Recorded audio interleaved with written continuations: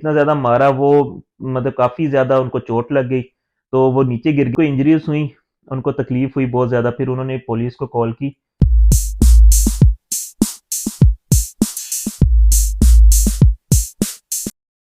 Hello everyone, कैसे हैं आप? सब खैरियत से हैं? उम्मीद है कि आप सब ठीक होंगे, खैरियत से होंगे। थंबनेल से आपको पता चल गया होगा कि वीडियो का टॉपिक क्या है और मैं आपसे क्या बात करना चाह रहा हूँ। बात थोड़ी सी क्रूशियल है, समझने वाली है। एंड तक देखिए वीडियो को, क्योंकि अगर आप वीडियो एंड तक नहीं देखेंगे आपको बात समझ नहीं लगेगी कि मैं आपको क्या कहना चाह रहा हूँ। और आज का इतना ज़रूरी मकसद है वीडियो बनाने का। मेरी तबीयत कुछ ठीक नहीं थी, फिर भी मैंने आज ऐसी बात सुनी है कि मैं आपको बताना लाजमी समझता हूँ। जो एक मिसहैप हुआ है, मेरे हमारे एक फैमिली फ्रेंड ही हैं, पाकिस्तान से हैं वो इधर यूके में केयर वर्कर के वीज़ाज़ पे हैं। वो उनके साथ एक मिसहैप हुआ है, वो मिसहैप बहुत तकलीफ़देह है। और वो मैं आपको मतलब बताने का मकसद ये है कि आप लोगों को ये चीज़ें पता होनी चाहिए कि यहाँ पे क्या-क्या मसाइल हो सकते हैं उन लोगों के लिए जो केयर वर्कर के वीज़ाज़ पे आ रहे हैं। कोशिश करके सब लोग यहाँ पे आसानी से केयर वर्कर के वीज़ाज़ पे आ तो रहे हैं, लेकिन किसी को ये नहीं पता कि यहाँ पे मसाइल क्या हैं केयर वर्कर के हवाले से। इसलिए मेरा आज वीडियो बनाने का मकसद ये है कि आपने जो चीज़, जो काम भी करना है, उसको बहुत सोच समझ के स्टेप उठाना है, ताकि आपके लिए यहाँ पे आने के बाद आपके लिए मसाइल पैदा ना हो। क्योंकि जब हमें चीज़ों का पता होता है, फिर हम शायद उसके साथ लड़ सकते हैं उस हालात के साथ। लेकिन अगर हमें हालात का पता नहीं होता, तो फिर शायद हमें बहुत ज़्यादा प्रॉब्लम्स फेस करनी पड़ती हैं। तो लोग बहुत ज़्यादा इन्वेस्टमेंट करके आ रहे हैं, क्योंकि अगर इतनी ज़्यादा इन्वेस्टमेंट करने के बाद अगर कोई इंसान यहाँ पे आता है तो उसके साथ इस तरह के मिसहैप होते हैं या उनको वर्क पे इस तरह की प्रॉब्लम्स होती हैं, तो मेरा नहीं ख्याल कि वो इतनी आसानी से इन चीज़ों को मतलब बियर कर पाएगा या उनके लिए आसान होगा। मेरा मकसद आप लोगों को एक सही इमेज देना है, जो कि मुझे खुद कल बात होके पता चली, तो मैं खुद इसमें काफ़ी परेशान हुआ उनके हवाले से। वो जो फीमेल हैं जिनके साथ ये मिसहैप हुआ है, तो क्योंकि मुझे मैं चाह रहा था कि मैं उनका इंटरव्यू करूं, लेकिन उनकी कंडीशन ऐसी नहीं थी कि मैं उनकी बात करवा सकता या उनको रिकॉर्ड कर सकता। वैसे भी वो मैं स्कॉटलैंड में रहता हूं और वो लोग रहते हैं इंग्लैंड में, तो मेरा उनके साथ उनके पास जाना या उनकी वीडियो रिकॉर्ड करना बहुत ही मुश्किल था। लेकिन मैं आपको ये चीज़, उनके लफ्ज़ जो है वो मैं अपने लफ्ज़ों में आपको बता देता हूँ क्यों और कैसे हुआ। ये चीज़ जानना ज़रूरी इसलिए है कि जब लोग केयर वर्कर के वीज़ाज़ पे आते हैं, तो उनके साथ आके यहाँ पे अगर कोई ट्रेजेडी होती है या कोई मिसहैप होता है, तो उनको कैसे टैकल करना है और किस तरह की ट्रेजेडी या मिसहैप हो सकते हैं। लोग बहुत ज़्यादा पैसे लगा के केयर वर्कर के वीज़ाज़ पे आते हैं। मैं आप लोगों को बार-बार ये बात कहूँगा और मैं आपको ताकीद करूँगा कि जिसने भी यूके में आना है वर्कर वीज़ाज़ पे, वो अपना जो भी उनका प्रोफ़ेशन है ना, उसको बहुत वाइज़ली चूज़ करें।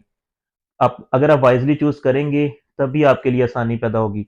बहुत ज़्यादा इन्वेस्टमेंट करके आ रहे हैं, लेकिन उनको पता नहीं है कि केयर वर्कर की प्रॉब्लम्स क्या-क्या हैं, क्या प्रॉब्लम्स हो सकती हैं या ऐसी क्या चीज़ें हैं जिनकी वजह से उनको यहाँ पे आने के बाद मुश्किलात फेस आएँगी। क्योंकि पेमेंट आप लोगों ने पैसे बहुत ज़्यादा दिए होते हैं, तो फिर स्विच करना या न्यू स्पॉन्सर फाइंड करना बहुत ज़्यादा मुश्किल हो जाता है।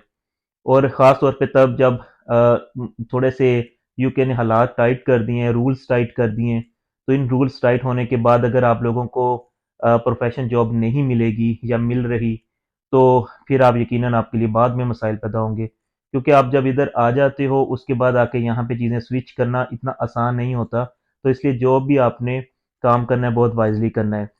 ख़ास तौर पे फीमेल्स के लिए, फीमेल्स जिनको तो कभी किसी ने, ना भाई ने ना किसी बाप ने टच तक नहीं किया होता, तो जब उनको थोड़ा-सा इस तरह की चीज़ें जब फेस करनी पड़ती हैं, तो बहुत ज़्यादा मसाइल हो जाते हैं। तो जिनकी मैं बात अब आपको बताना चाह रहा हूँ, उनसे मेरी बात हुई। वो केयर वर्कर के वीज़ा पे आई हैं यहाँ पे और उनको ऑलमोस्ट 1 ईयर हो गया है। तो जिस कंपनी में वो काम करती हैं, तो मुझे उन्होंने बताया सारी सिचुएशन का। मुझे पता चला कि उनके साथ जो मिसहैप हुआ, पहले मैं आपको आपके साथ वो शेयर कर लेता हूँ। केयर की यहाँ पे 2 तरह की जॉब्स होती हैं। एक होता है होम केयर और एक होता है केयर होम। केयर होम जो होता है वो एक बिल्डिंग होती है। उस बिल्डिंग के अंदर लोग रह रहे होते हैं, तो वहाँ पे उनकी केयर की जाती है। उनको उनकी जो भी फैसिलिटीज़ होती हैं वो प्रोवाइड की जाती है। और जो होम केयर होता है उसमें ये होता है कि जो भी केयरर है उसने सबके घरों में रैंडमली जाना होता है। वो बारी-बारी सबके घर में जाते हैं और उनको वहाँ पे उनकी उनकी केयर करते हैं। उनका फूड से रिलेटेड या उनकी जो भी उनकी रूटीन्स होती हैं वो उससे रिलेटेड, उसके बारे में मैं आपको एक और नई वीडियो में बता सकता हूँ। आप मुझे कमेंट करें उसके बारे में, अगर आप जानना चाह रहे हैं तो मैं यकीनन उसके बारे में भी आपको एक नई वीडियो में आपको बता देता हूँ। तो सबसे पहले जो बात है वो ये कि जो होम केयर होता है उसमें उसने घरों में जाना होता है। लोग अपने-अपने घरों में रह रहे होते हैं, जो भी डिसेबल पर्सन होता है उसके वो अपने घरों में रह रहे होते हैं, तो उनको वहाँ पे जाके उनकी केयर करनी होती है। तो यहाँ पे हर तरह के लोग रहते हैं, किसी को क्या बीमारी होती है, किसी को क्या बीमारी होती है, मतलब ओल्ड जो लोग हैं मैं उनकी बात कर रहा हूँ। कुछ ऐसी बीमारी होती है इसको डिमेंशिया बोलते हैं। डिमेंशिया का जो पेशेंट होता है वो उसको उसको याद नहीं रहता है चीज़ें, वो चीज़ें भूल जाते हैं, उसको पता नहीं चलता है। तो क्या हुआ कि वो लेडी जो थी वो गई उनके घर, जो वो वहाँ पे जाके उन्होंने उनकी केयर करते थे, वो प्रॉपर्ली रेगुलरली जा रहे थे वहाँ पे। तो वो मुझे बताती हैं कि जो जिस पर्सन को वो देखने जा रही थी, उन्होंने 2 केयरर्स ने वहाँ पे जाना था। तो ये अभी जैसे ही एंटर हुई हैं घर के अंदर, तो वो घर से बाहर जाना चाह रहा था। तो इनको अलाउ नहीं होता कि आप उसको घर से बाहर नहीं भेज सकते, क्योंकि वो डिमेंशिया के पेशेंट होते हैं, उनको पता नहीं होता रास्तों का घर वापस आने का, तो फिर वो बाद में जो मसाइल हैं वो केयरर के लिए बन जाते हैं। तो क्या हुआ कि वो जैसे ही इंटर हुआ, जो फीमेल थी वो इंटर हुई अंदर, तो जो पर्सन था वो जाना चाह रहा था बाहर, तो उसने आगे होके उसको रोकने की कोशिश की। तो वो बहुत ज़्यादा रो रही थी, बहुत ज़्यादा परेशान थी। रो इसलिए रही थी क्योंकि मुझसे वो तकलीफ़ बर्दाश्त नहीं हो रही थी। तो उस पर्सन ने क्या किया, कह रही है कि मैं अभी सामने उसके फ्रंट पे खड़ी हूँ और उसने जब मैंने उसको रोका तो उसने फ़ौरन से मेरे मुँह पे पंच करना शुरू कर दिया। इतना ज़्यादा मारा कि उनको शदीद किस्म की ना इंजरी हुई। पहले तो बज़ाहिर उसको, क्योंकि जब वो अभी ये इंसिडेंट होके हटा था, तो उसको तो इतना इतना एकदम से नहीं पता चला कि उसको क्या इंजरी हुई है। लेकिन उसने जैसे हम कहते हैं कि बहुत ज़्यादा शदीद गुस्से में आके किसी को मारना, तो इसने, वो एक फीमेल थी वो जो कि अपना डिफेंस भी नहीं कर सकती थी, उनको उन्होंने बहुत शदीद तरीके से उस बंदे ने उसको मारा। तो जब उनको मारा तो मतलब कि इतनी ज़्यादा प्रॉब्लम है, इतनी ज़्यादा रिस्ट्रिक्शन है कि आप अपने डिफेंस में उनको धक्का भी नहीं दे सकते। जो बाय लॉ है कि आप उसको, क्योंकि उसको डिमेंशिया है और सारे जो रूल्स हैं वो उन्हीं के लिए हैं।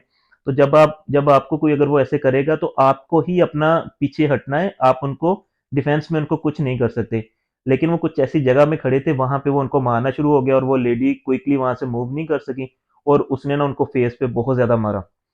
तो जब उनको इतना ज़्यादा मारा, वो मतलब काफ़ी ज़्यादा उनको चोट लग गई, तो वो नीचे गिर गईं। जैसे वो नीचे गिरीं तो दूसरी केयरर भी थीं, उन्होंने भी थोड़ा-सा, क्योंकि वो जो साथ वाली केयरर होती हैं वो भी नहीं उनको रोक सकती होती, क्योंकि वो भी डर जाता है बंदा कि ये मुझे भी ना मतलब मारने लग जाए या कुछ, लड़ाई से बचता है ना बंदा। तो वो भी एकदम से शॉक्ड हो गई कि ये क्या हो रहा है।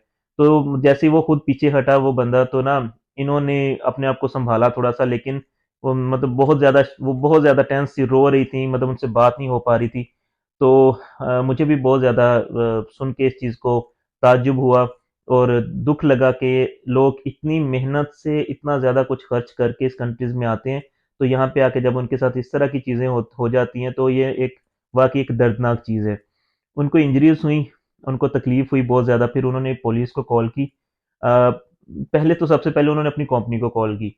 तो कंपनी वाले यहाँ पे ऐसे हैं, उनको सिर्फ़ अपने काम से गर्ज़ है, उनको सिर्फ़ अपने पैसों से गर्ज़ है। उनको किसी से गर्ज़ नहीं है कि कोई जो केयरर है उसके साथ क्या मसला हो रहा है, क्या नहीं हो रहा है। तो इस तरह की बहुत सारी कंपनीज़ ऐसी हैं जो कि आपको मिसयूज़ कर रही हैं। जब आप इतना ज़्यादा पे करके आ जाते हो और आप उनसे स्पॉन्सर ले लेते हो, तो उनको पता होता है कि अब ये बंदा कहीं नहीं जाएगा। तो वो क्या करते हैं, वो आपके साथ वो मतलब आपको पूरी तरह रगड़ा फेरते हैं कि जी अब ये बंदा आ गया है, इसने अब यहाँ से कहीं नहीं जाना है, तो इसको पूरी तरीके से निचोड़ लो।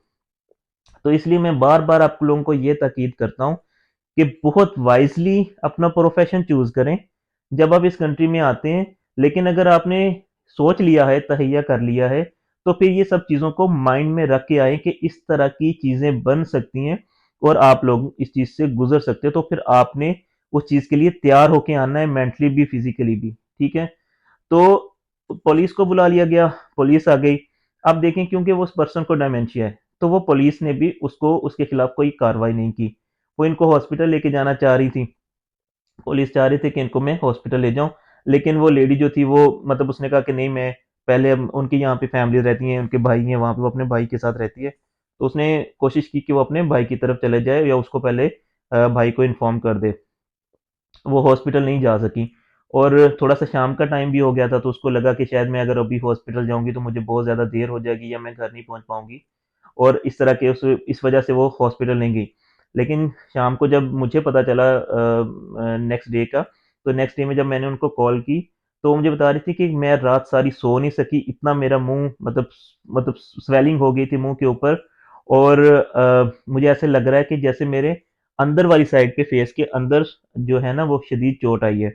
तो मैंने भाई से भी बात की, तो मैंने उन्हें कहा कि आप इनको हॉस्पिटल लेके जाएं, इनको चेकअप करवाएं इनका। तो वो शायद उनको हॉस्पिटल फिर बाद में लेके गए। लेकिन मकसद बात करने का ये है कि जो इस तरह के इंसिडेंट हैं, बहुत बहुत ज़्यादा तकलीफदेह होते हैं। आपकी बहन, आपकी बेटी या आपकी बीवी के साथ अगर इस तरह के मिसहैप हो जाते हैं, तो वो उन्होंने पाकिस्तान में, इंडिया में, जहाँ से भी आप लोग मुझे देख रहे हैं, हमारी जो फीमेल्स होती हैं उनको तो किसी ने हाथ तक नहीं लगाया होता। मतलब हमने इतने लाडों प्यारों से अपने बहनों को कह लें कि बच्चों को पाला होता है, माँ बाप ने कभी उनको टच तक नहीं किया होता है। और दूसरे नंबर पे जो भी केयरर आते हैं, मैं एक और वीडियो में उनको डिटेल में बताऊंगा, क्योंकि जिस तरह उन्होंने मुझे गाइड किया, मुझे लगता है कि ये वाली इंफॉर्मेशन आप सब लोगों के साथ शेयर होनी चाहिए। आप लोगों को पता होना चाहिए कि स्किल्ड वर्कर वीजा सिर्फ एक वीजा लेने का नाम नहीं है। एक पूरा एक ये एक स्टोरी है जिसको अपने 5 ईयर जो है ना अपने बियर करना है, इस सिचुएशन को बियर करना है आपने। इसके ऊपर 5 ईयर जब गुजारने हैं, तो आपने कैसे गुजारने हैं ये चीज का आपको इल्म होना चाहिए। तो अपना गाइस, अपना ढेरों सारा ख्याल रखें। मैं एक और नई वीडियो में आपसे एक आपको मजीद इन्फॉर्मेशन दूंगा केयर के हवाले से, ठीक है। और अगर आपने कोई और इन्फॉर्मेशन जाननी है related to care worker visa, तो वो आप मुझे कमेंट कर सकते हैं, ठीक है। तो मैं कोशिश करूंगा कि जो मेरे नॉलेज में बेहतरीन चीज़ होगी वो मैं आप तक पहुंचाऊं। ढेरों ख्याल रखें। अल्लाह हाफिज़, अल्लाह निगहबान।